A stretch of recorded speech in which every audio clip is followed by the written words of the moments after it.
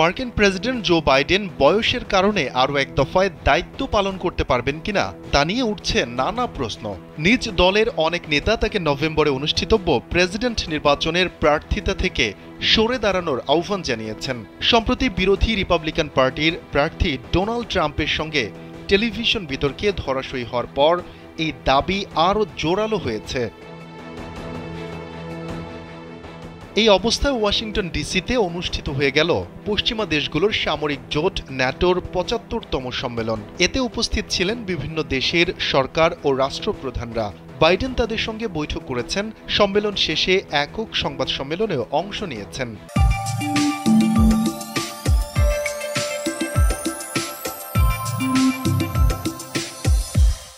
সেখানে বাইডেনের বয়স ও আরেক দফার দায়িত্ব পালন নিয়ে নিজেদের মতামত দিয়েছেন বিশ্ব নেতারা।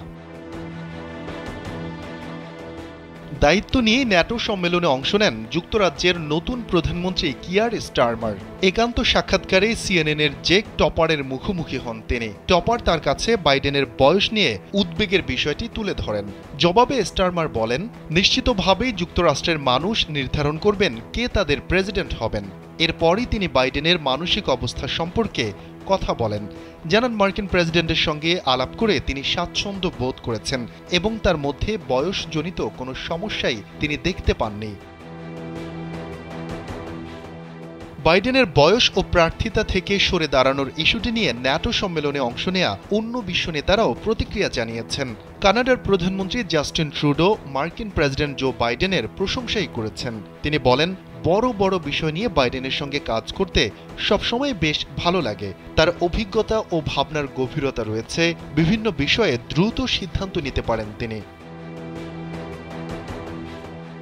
ন্যাটো সম্মেলনে ইউক্রেনের প্রেসিডেন্ট ভলোদিমির জেলেনস্কিকে ভুল করে পুতিন বলে সম্বোধন করেন বাইডেন। এই ইস্যুতে বাইডেনের পাশে দাঁড়িয়েছেন প্রেসিডেন্ট ইমানুয়েল মাখো। তিনি বলেন, সবারই কথা বলার সময় মাঝে মধ্যে ভুল হতে পারে। ইমানুয়েল মাখো বলেন, তিনি প্রেসিডেন্ট বাইডেনের সঙ্গে অনেকক্ষণ ধরে কথা বলেছেন। তাকে দায়িত্ব পালনে সক্রিয় এবং বিভিন্ন বিষয়ে স্পষ্ট বলে মনে হয়েছে তার। মাখোর বক্তব্যকে সমর্থন করেন জার্মান চ্যান্সেলর ওলাফ শোলস। তিনি বলেন, কথা বলার সময় একটু এদিক সেদিক হতেই পারে। আপনি যদি কাউকে খুব ঘনিষ্ঠভাবে অনুসরণ করেন তাহলে এমনটা অবশ্যই দেখবেন। শফিকুল ইসলাম শান্ত, কালবেলা ডেস্ক।